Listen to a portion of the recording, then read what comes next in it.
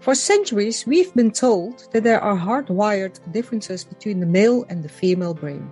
That is why there are so few women in science and tech, and there are so few men in the laundry room. Different brains are just suited to different things. But are they really that different? In this episode, Jayne Jameson and I will be talking about the book The Delusions of Gender by Cordelia Fine. In this book, Cordelia Fine talks about the myth of gender, the delusions of gender. Welcome to the Women's Stable. Jayne Jameson, born in Sheffield in the UK. After getting married, her husband got a job in Dubai and they moved there. The work took them all over the United Arab Emirates and they eventually ended up in Qatar. Sadly, Jayne's husband died there in 2016. Jayne stayed in the country for a while because they had made it their home. 2 years ago, Jayne decided it was time to return to her homeland and settle near her family. She now has moved into the field of being a life purpose coach. Welcome, Jayne. Thank you for being here. So Jayne and I choose a few statements we picked from the book to discuss today. And the first statement is, the gender delusion starts before birth. The way parents think about raising children. Boys like blue, they like to play with cars and trucks. And girls like pink, and they like to play with dolls. Boys and girls even have different storybooks. Remarks that are made to children. Why do you play with that doll? You are not a girl. Give the ball back to your brother. What do you think, Jayne? I think it's very true. I think the world still looks at boys in blue, girls in pink. But it's very interesting when you look at the history of that particular thing that you've mentioned, because like the beginning of the 20th century, it was pink for boys and it was blue for little girls, because little girls were thought to, blue was dainty, a dainty colour for little girls, and pink was a stronger colour. And then it wasn't until like the 1940s, when there was a little baby boom then, that it kind of twisted its way around, that all of a sudden it was all blue for boys and pink for girls. And it seems to have just been the same. The mid-60s, it changed again because of women were more liberated. It was the start of the liberation, mid-60s and 70s. And they thought that dressing their little girls in female clothes, as they classed it, would be a detriment to them in their future. So that's very interesting how it's with the change of social issues. Yeah. How the blue and pink, it's very much a social thing, really. Yeah. Because then it kind of went out of fashion and then it came back in fashion in the 80s. In the 80s, when you did your prenatal testing, that came into, and so people started to want to know what, they're going to have a little girl, or they're going to have a little boy. And it was their way of identifying, oh, right, I'll start buying the blue clothes. Yeah. I'll start buying, and it was like, it brought it back into fashion. Yeah. So it's interesting when you mention the blue and the pink, that it seems to have gone with the flow. It seems to go generation to generation how they want to view it. Yeah, I did not know that. Yeah. So what do you think about the toys part? Like that little girls are given dolls and are being dressed up. My mom always tried to dress me up like a little princess and I was some sort of savage, climbing in trees, falling out of the... You're a little tomboy, were you? They got me into the ER, I don't know how many times. So what do you think of the toys? Girls are given dolls and boys are given cars. Again, Tina, I think it's generation to generation. I think it's so embedded in our social structure that from generations ago that it's become the norm and it's what you associate with. So the little girl associates herself with a doll. The little boy associates him with a train. Even today it can cross over a little bit, but it's still there. It's still not gone away, has it? But what about the biases? Because I remember a few years ago, I was at a birthday party and there was this little boy, I think he was 2 or 3, just a toddler. And he was walking with a stroller with a doll in the stroller. He was caring for the doll and his parents looked worried. and people, the visitors were making all kinds of jokes. You shouldn't allow it. And I was like, why? He's 2 years old. Why can't he play with a doll? What is wrong with this? Yeah. Again, I think it's social behaviour. It's embedded so deeply in us that parents want to see their children as normal. Yeah. Mm-hmm. So, Johnny's playing with a doll. It's not normal. Yeah. It starts to bring up things in them and makes them worried. In general, I'm talking. Yeah. In very general. And I think that is, again, they want little Johnny to be doing what every other little boy does. And again, it's down to the generation thing. Yeah. It's just how it's been. Yeah. I think that with regards to the girls playing with a doll, but just my humble opinion, I think that women have been told forever, for centuries, that they have to be caring. They have to nurture. In order to do so, women are given a doll to play with, to care for. Society makes sure that women will be caring. Yeah. Or is it too far stretched out? No, I think you've got a point there. I do think that women are put up to be caring. I think that probably part of it might be, and this is only my humble opinion, that it's the women that actually hold the babies, that have the babies. And I think it's an extension of that. I think they're given the dolls to show that they are caring because they're the ones that will be carrying a baby. It goes in that direction a little bit. Years and years and years ago, that was the psychological reason behind it, to show that this is how you look after something. Yeah. And they give them a doll.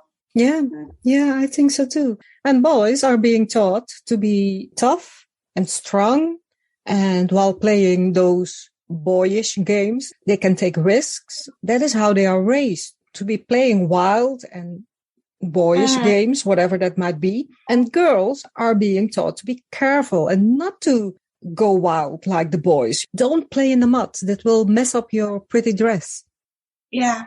Again, it's all going back into the generations. Maybe the little girl is the one that's going to be the mother and hold the baby, carry the baby. Yeah. So maybe it was seen or way back that she had to be protected, while like an animal would protect it if it was having babies, protect itself. The man's job was kind of to protect the lady while she was having the babies, giving birth. And maybe that's how it accumulated over time. Yes. And I think it's, when you look back, it shows in society that maybe from this little thing has grown, that how these two roles have been brought out. Yeah. All from the bearing of children, maybe. Yeah, could be. Just staying with those little girls. Little girls are being taught to be patient and wait for their Prince Charming, like Cinderella and Sleeping Beauty. Yeah. Just be beautiful, and someday your prince will come along and you will live happily ever after. Boys are being taught to be independent, to be intelligent, to be straightforward, and to go after whatever it is that they want, while girls are being taught to be silent, to not speak up for themselves, and to be patient. Okay, I would say, do you think that's strictly a view today? Because I would say maybe decades ago, the Victorian age was very much that a woman, it was all about getting married, wasn't it? And about having a respectable life and doing the proper thing. I think it's been a bit more diluted over the centuries, over the decades, may I say. I mean, I think in Victorian times and before that it was. But then you come into the 20th century and things did start to change. By little, like from early, like say 1917, women didn't have many rights. They were quite stifled. But as it all went along, then you got your MPs in Parliament. We even had a British Prime Minister, an English Prime Minister. The rights of women have changed over the time. I think it's not as quite as like that as it used to be. So do you believe that women can speak up nowadays? Do you think so? I think it's becoming a very political correct world, Tina. I think it's changing. I don't think it's there. I don't think we've got equality by no means, but I think we've come a long way. Yeah. Yes. As I say, in 1917, women couldn't vote. They couldn't get legal protection from marital rape or initiate divorce. Come a long way. That's 100 years. Come a long way, I think. Yeah. I am reading a book right now. It's a book by a Dutch author. The book is called New Female Leaders. And in the Netherlands, I'm not sure about the UK, until 1994, women couldn't even press charges against their husbands if they were raped within marriage. 1994. Wow. Mm. And how about now? Can they do that now? Yes, they can. Yeah.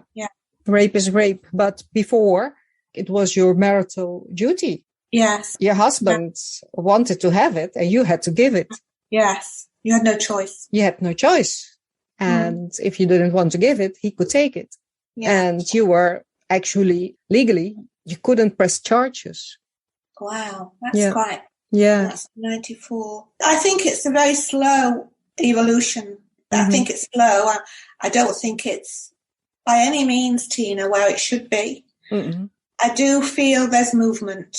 If I had to stand here and say we're to stand still with that, no, I definitely think there is movement. And I think it's going to, it will take a long time, but there will eventually be some impasse on it, I think. Yeah. I feel. Okay. Yeah. Well, that's good. Just to stay with women being taught to be silent and not to speak for themselves, I read another book. I'm just going to mention it short. It is the book Outspoken by Veronica Ruckert.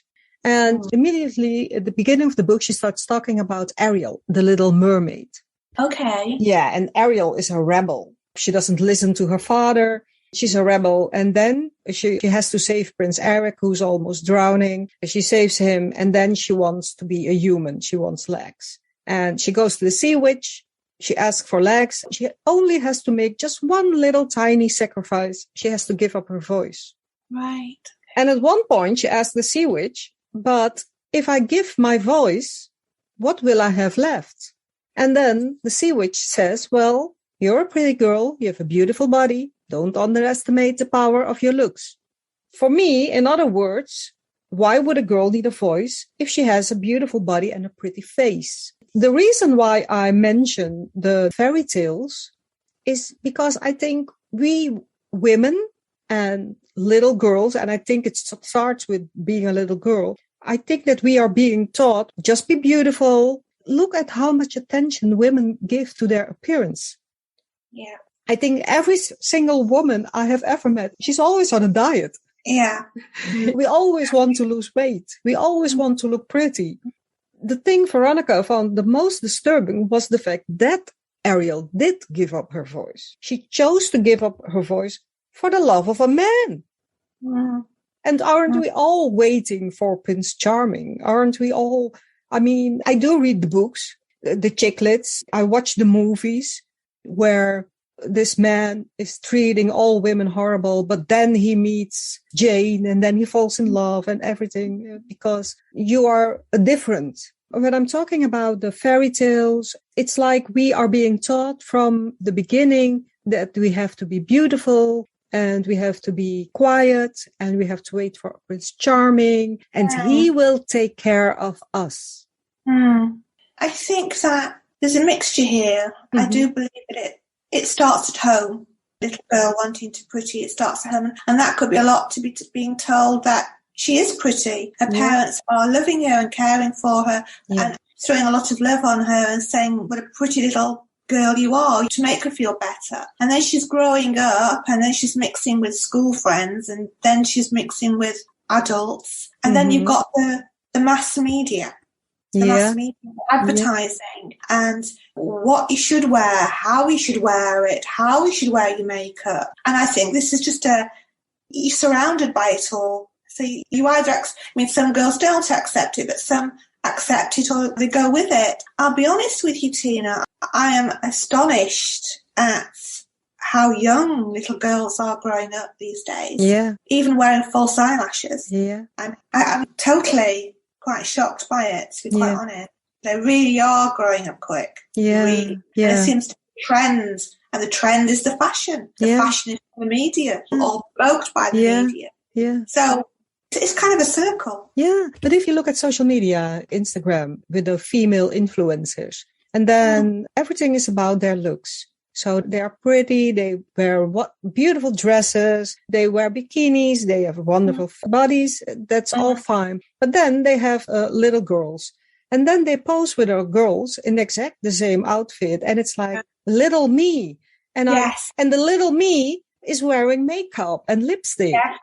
And little me is 4 years old. So yes, as I said, it starts from them being little. It starts from how influence, and it's like, and a lot of these mothers are young mothers. Yeah. So they're young, so they're in the young trend, and so they don't think twice about letting their little me's follow them. It's like a circle. It just goes on and on and on.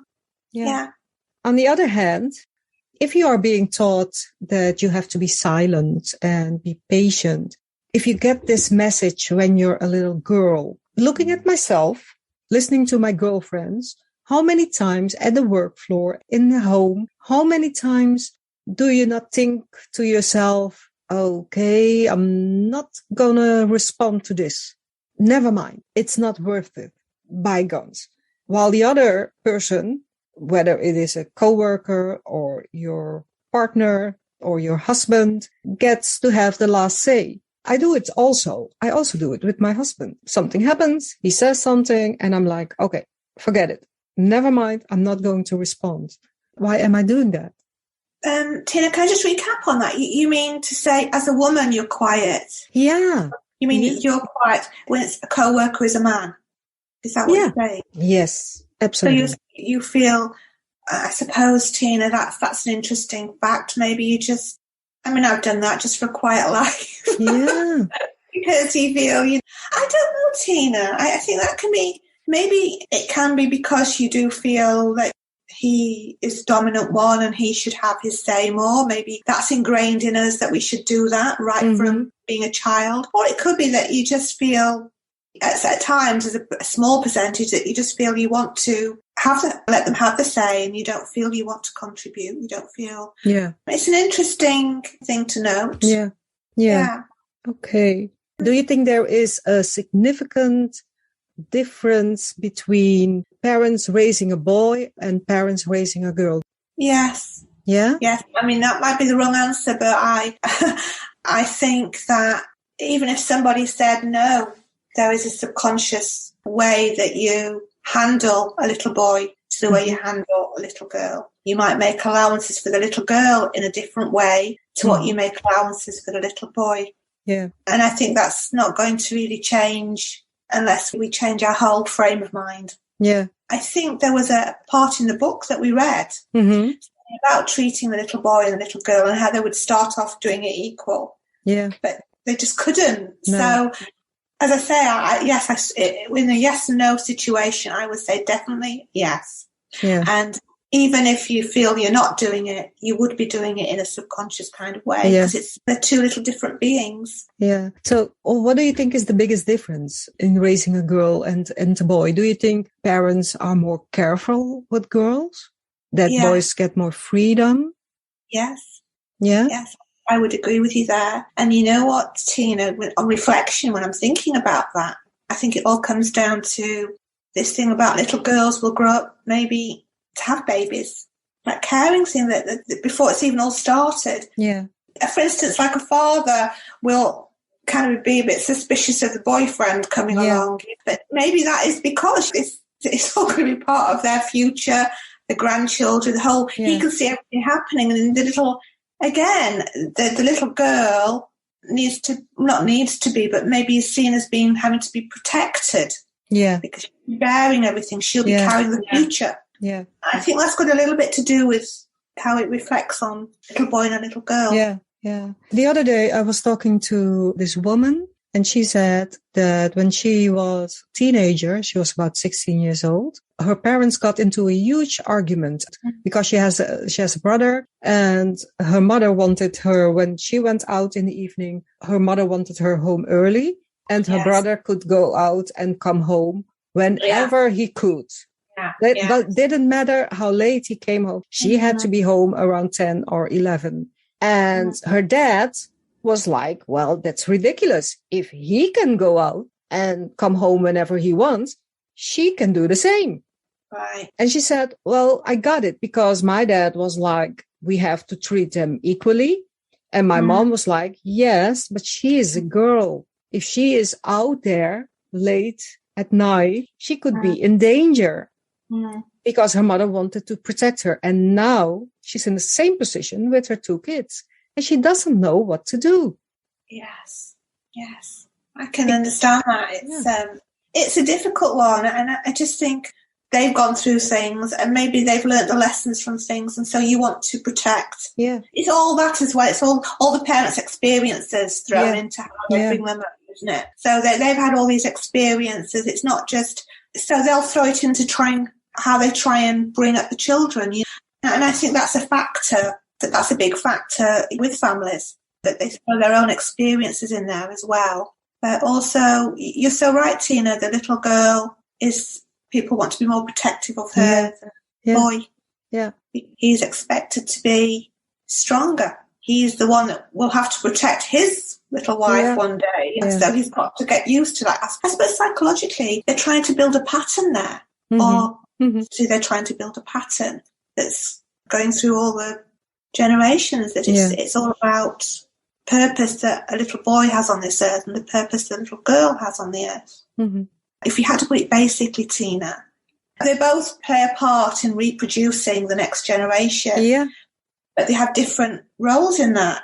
It becomes as we've said, and it's the woman's part is different to the man's as it all unfolds. They both have their own sequence. And I suppose parents or the social world, we've got that into their brain, and they're trying to treat them in the way that they have to go through life. If you know what I mean. The man has got to be the protector of the woman who's having the babies. Yeah. You see what I mean? I know that's a very small part because there's so much more to life, and so much more. But that is the basic, when you think of it, the basic roles of the two sexes. Yeah. If there's a big difference, that's the difference, isn't it? Yeah, absolutely. Okay, thank you. Okay, now let's move to the second statement. The second statement is a quote by Gloria Steinem. The idea of having it all never meant doing it all. Men are parents too, and actually women will never be equal outside the home until men are equal inside the home. I think it's quite true. I think they've got to, delegate on that. I think there again is showing two areas that the woman's been put in the home, the man's been put as the breadwinner, the worker. I think both sides have got to work at that a bit to be accepted on the other side. That's the only way. Women can show what they can do, and men can show what they do. I think that's something that might happen with generations, that they might be able to do that if they wanted to. Because I think that men are being judged too. I think that if a man is a stay-at-home dad while his wife has a career, I think he's being judged by society too. To mingle and make it equal, it's going to take a lot more work, isn't it? It's going to take a lot more acting out, if you want. I think there should be less harshness with this, how you see men and how you see women. And I think that it might come to a stage where if women could just say, well, and show that I can do this and I am better than a man, and the man can understand that, and the woman can understand that a man sometimes can do better things than him. It becomes some compromise. There's a lot of infighting, and I think it gets a bit lost. So it's now more like a competition. Yes, I mean, I think things have changed, like we talked about. They've changed since the 60s and the 70s, where women came out fighting. Well, that was the beginning, but then it has to calm down to a level where you can come face to face and really start to see each other's roles a bit more with empathy and with understanding. Women are not equal outside the home. That is what Gloria Steinem says. There is a pay gap between genders. Women earn less than men, usually. And if they earn more, then it is particularly hard for men. So why is it so hard for men when their wives earn more than they do? I think the man has this role embedded into his mind that he is the breadwinner. That's his gender role as a breadwinner. And I've seen it happen where they get distressed because they can't put the bread on the table. Now, in general, men find it very nice that a woman can put something into it, bring some money into the house. But I think it's when they start to earn more that they get nervous, they get distressed, they don't like it, they feel weakened, I think. Maybe they feel that they're a failure because it's embedded in them that they should be they're the ones that should be doing them the most. Yeah. And do you think that this is also something that has been given from generation to generation, that this has been passed on from generation to generation? You're the man. You have to take care of your family. You're the breadwinner. Yes. I mean, look at the 50s, 1950s. It was a classic of, you got the perfect home, hadn't you, where the woman sat with her little apron on. Yeah, and always smiling. Yeah, the oven on at 6 o'clock, cooking her cakes or whatever, and he'd rush in and there's a little peck on the cheek, and he'd have his briefcase, and they'd walk in, there'd be two children sat at the table, their orange juice. It was like the perfect home. Yeah. And of course, I mean, their children think that's the way to act. So it's generation to generation. Yes, definitely. Yeah. I also read this article that in the 70s and the 80s, as a woman, as you went to work and you had a job, I talked to a cousin of mine and she said that, well, I had a job and people got upset with me because I had a husband and he could take care of the family. And now I was taking this job from someone else. I was actually stealing this job. And it was also a embarrassment for her husband that she went to work. It was like as if he couldn't take care of his family on his own. Yes. So it all follows on, doesn't it? He, from that generation where his father and blah, blah, he would feel that he had let down his family. Yeah. And I think this is just generation to generation, Tina. You don't realise my father worked, my mum stayed at home. So I've always had visions of, you know, the father being the strong one coming in, you know, actually with his briefcase. Yeah. And whereas mummy was the one, you know, she was like cooking my dinners and stuff. You have this in your head. But then when you get to the teen, by the time you've reached your teenage years, then I was going to business college. So things had changed. The world had changed. Yeah. Social had changed. They're all factors of how you start to think, isn't it? Yeah. But how do you break the pattern? How do you say to a man, to a husband, well, you have this ambitious wife and she's making more money than you. Stop being such about it. You can enjoy the money as well. I mean, she's making more money. What's the problem? How do we break this pattern that men are getting upset when their wives earn more than they do? I think to make it more socially acceptable. How? If things are seen as the norm, somehow, and maybe with years and years to go, it might become the norm, because a lot of things have become the norm now that weren't the norm years ago. Mm-hmm. So maybe if you really wanted to make this the norm, you could do it, but it would take time and it would take a lot of interaction with the social world that we live in. That's the only way. You know, it's like we're in our comfort zone, aren't we, when it's normal around us? Yeah. So it's brought in to be normal. Yeah. But don't you think that it also depends on the way children are being raised? Because I think that if you have a little boy and he sees that mommy goes to work and has a good job or a good career, then maybe later on when he's an adult, he won't mind that much that his wife, his partner, earn some more than he does.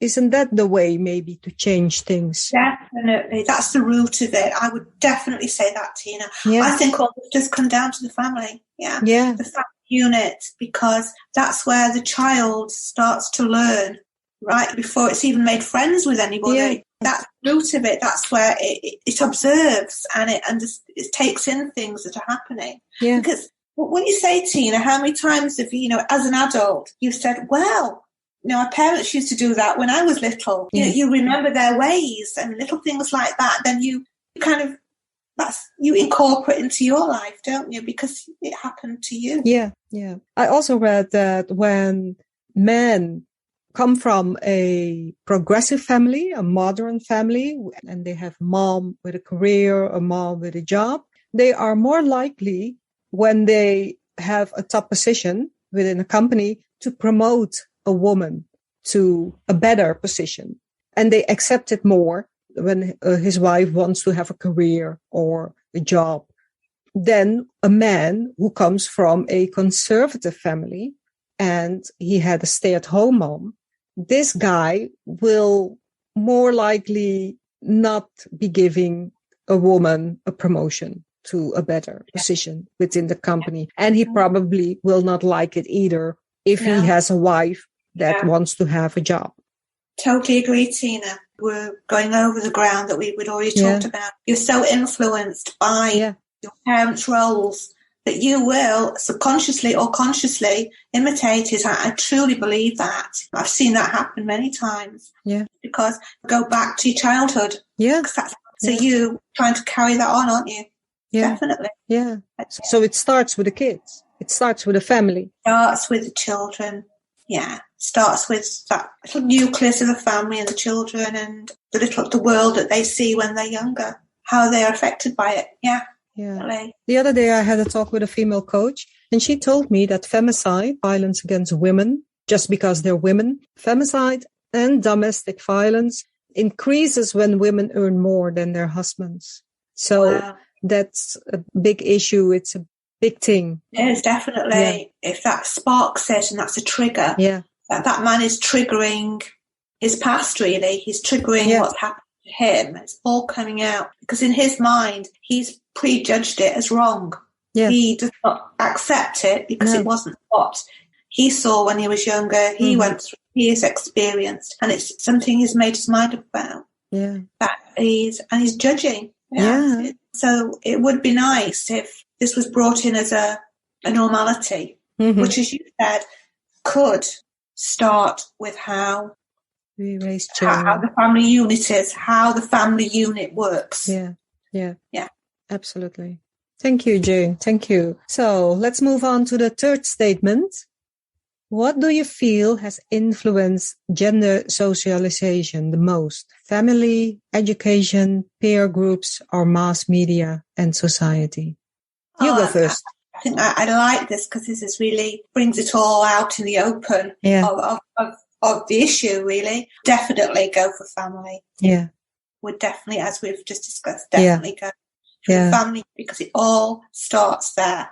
Yeah, I agree. But I also believe that as a woman, as a little girl, if you have a mom who has a job, who has a career, then it's more likely that you will go out there, get an education, get yourself a job or career. Because my mom is 86 now, but she was from the previous generation, and my mom was real beautiful. She was so pretty, and she wanted to get her teacher's degree. And her mother, my grandmother, was like, you don't have to get a degree. You don't have to get a degree for anything. Look at you. You are so pretty. Ariel, the little mermaid. You are so pretty. Just get yourself a good husband and he will take care of you. And my mom was like, no. And she got her teacher's degree. Wonderful. Yeah. It's wonderful. And then I have a sister, and this is something she always told us. Finish high school, go to college, get a degree, get a job. Always make sure you are able to take care of yourself. Yes. Yeah, well, so see how influences, how you get influenced, how you put ideas into your head, how there's so much to it, isn't there, Tina? Yeah. What motivates you? As I said, my mum was just a housewife. My dad went to work. Now, Tina, as a little girl, I can remember we had a playroom, and one day I'd be a hairdresser. The next day I'd be changing around, a shopkeeper, God knows what, a teacher, anything. I was about 7. Yeah. Let's play house. So we play house, and it's a very interesting fact what you just brought up. In that I used to make a little house, with things, with all my little toys and that, and put them all around me and have my little house. And then I just sit in the middle of this house and I think, what am I going to do now? Yeah. And I'd see my mum just do her housework. She would be cooking. She would doing the mat outside. And so I'd do all those things. And I'd just sit down again and I'd think, well, I'm bored now. And Tina, what with you? I don't want to get married. I don't want to do this. I'm never going to get married. I honestly think that influenced me because I did. I never was bothered about getting married. I wanted to go out and I wanted to work. I used to want to go out without my dad. Yeah, okay. Yeah. So it can go the other way as well. Yes, it's the influence it has on you. Yeah. So this is where, as we said, home, and we agreed on the home is where it all starts. Yeah. That's where you start your feeding in your mind. Yeah, absolutely. Yeah, I agree. Let me see. Family, education. I think it's all connected, don't you think? Yes. Now, I think that the mass media just emphasizes everything. It provokes it. It puts it out there for you, for people to follow. I do feel education is getting a lot more.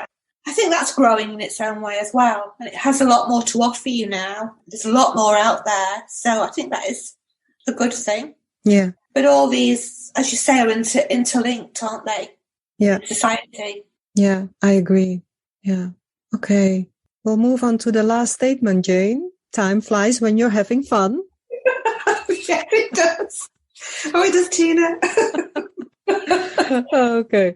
So, last statement. What do you think has inspired women to move from the gender roles of the past, when the man was seen as a breadwinner and the woman was in charge of the household?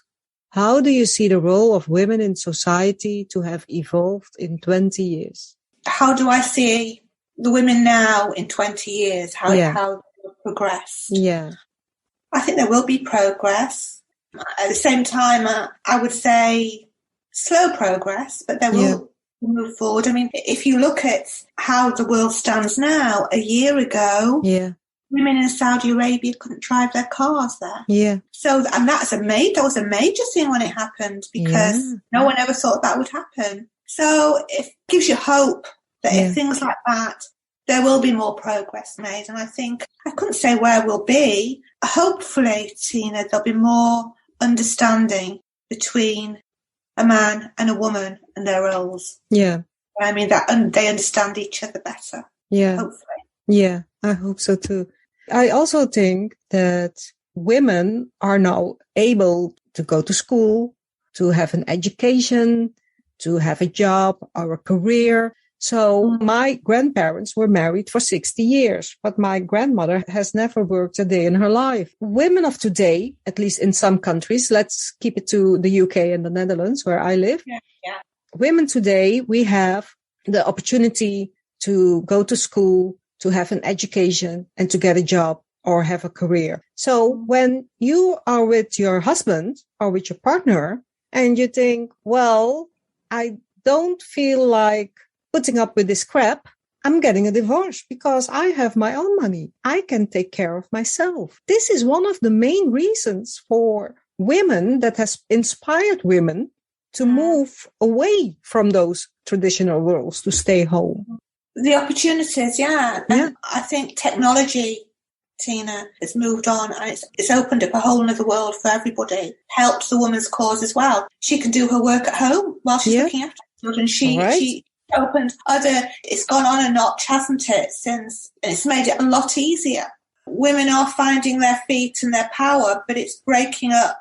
Maybe it can be a problem in the sign, because they probably get so immersed in that, then they have a relationship as well. It's got to gel together, hasn't it? Yeah. You can't have everything on your plate, Tina, if you're not going to try with everything and be compassionate about everything and supportive and understanding. You've got to have your balance, haven't you? Mm-hmm. Mm-hmm. I think that's something that is emerging now from what you see. We've got everything now, Tina. There's all the stuff on our plates as women. We can work from home now. We can do a job wherever. You've got more amenities. You've got all this education that you can go for and do in your own time online. Yeah. So then again, it's all got to kind of settle down a bit and have a balance in your life at the same time. It's not now just go for it. You've got to know where that's going to go in your life and how you're going to balance it. Mm-hmm. But I think, that there's more opportunities for women. Yeah. They do have to remember that you need to have a balance as well. Yeah. And working from home is, of course, a great opportunity to get this balance. Yes. I think, and I think that's showing. Actually, I think it's a good thing because it's showing women, and it could be a good balance for them. They've got this opportunity to, when they felt it was a little bit imbalanced before, then now they've got more options now. Yeah. Yeah. Make it work for them. If they want to make it work. Yeah.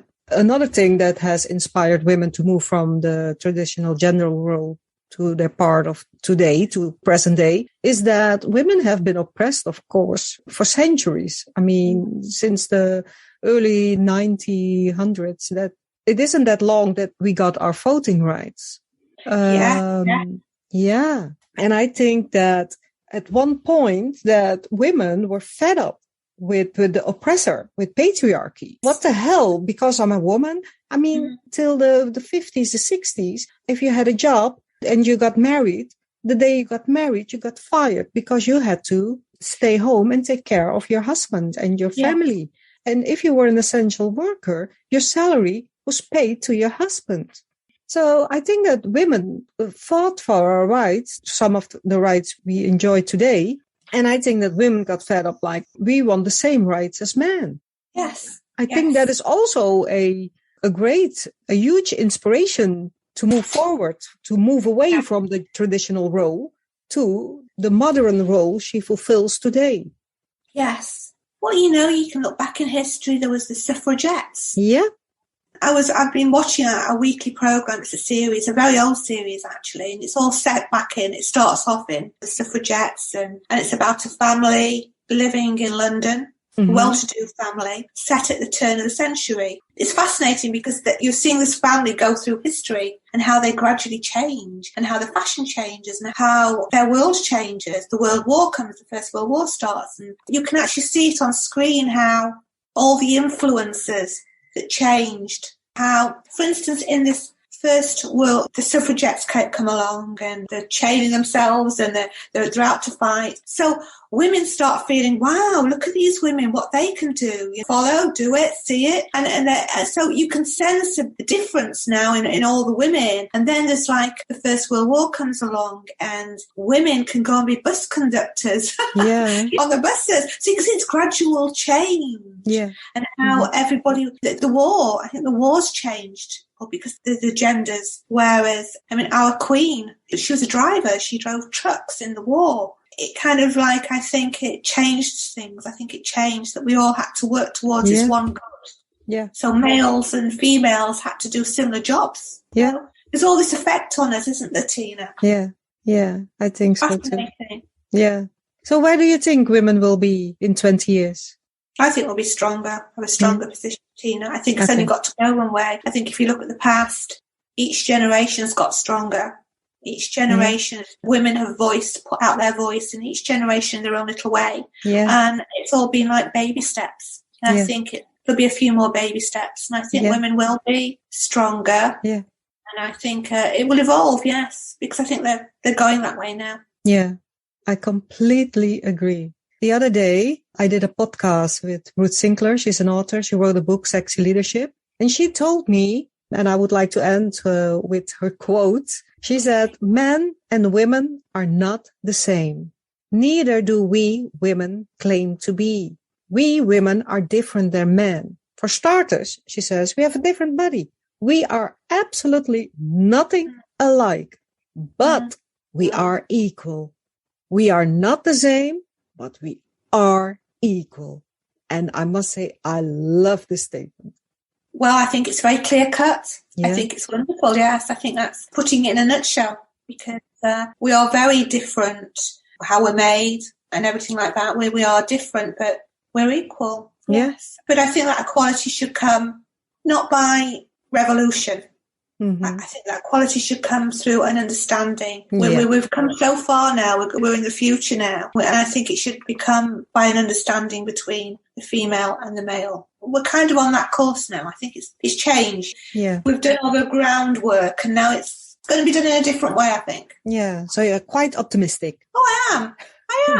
I think to be optimistic, and you just got to look at the past and what happened there. Things have evolved. And of course, it can only go that way. There's only one way it can go, isn't it? Yeah. So, very optimistic too. Yeah. The only way is up. The only way is up and onward.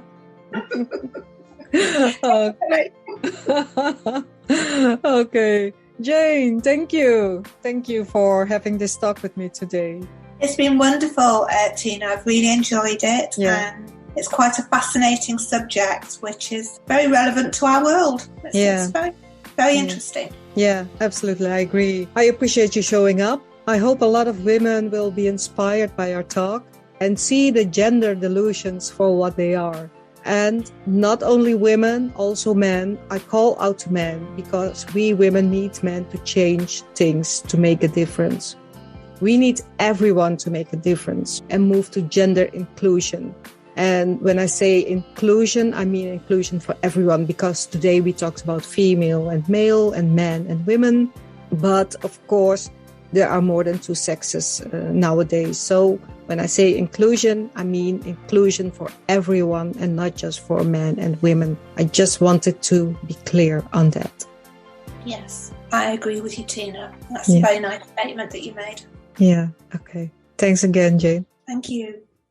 Thanks again, Jayne, for taking the time to talk to me today. I truly appreciate you. In the next episode, I will be talking to Esha Mendiretta about female leadership and why she thinks it is so important to have more female leaders within companies. Esha is an assistant professor at the Faculty of Economics and Business at the University of Groningen in the Netherlands and has expertise in corporate governance, particularly board of director composition, CEO compensation and gender diversity on boards. Thank you all for listening. My name is Tina de Keyzer and this is the Women's Table.